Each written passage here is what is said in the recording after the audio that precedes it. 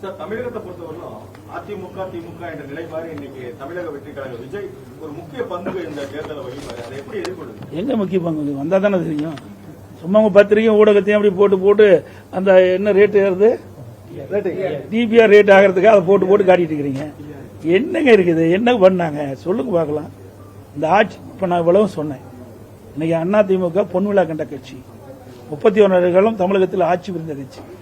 மத்திய அரசிலிருந்து மாநில அரசு என்னென்ன திட்டங்களை கொண்டு வந்து நிறைவேற்றி அதன் மூலமாக தமிழகம் எந்த அளவுக்கு உயர்ந்திருக்குன்னு நாங்க பளிச்சுன்னு சொல்றோம். அதெல்லாம் சொல்ல முடியும், சொல்லுங்க என்னன்னு சொல்லுங்க பார்க்கலாம்.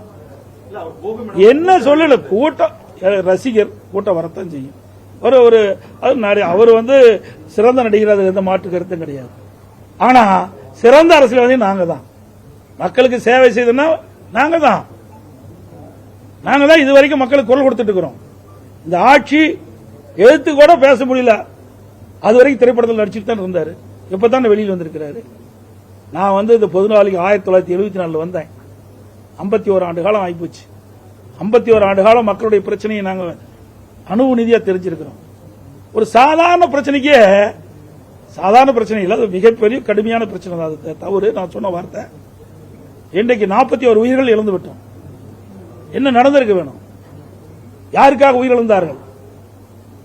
அவரை காணதா, அவருடைய கூட்டத்தை, அவருடைய பேச்சை கேட்பதற்காக வந்த கூட்டம். என்ன பண்ணிருக்கணும்? நேரடியாக அங்க போயிருக்கணும். நாங்களாம் ஓடல. நாங்க எந்த கட்சி அந்த கட்சின்னு பார்க்கல. நிம்மதிக்க முடியாத உயிர்கள் 41 போயிட்டது. பாவம், பரிதாபம். இந்த குடும்பம் எந்த நிலையில் இருக்கணும்? அவர்களுக்கு எங்களால் முடிந்த ஆறுதல் சொல்லலாம்.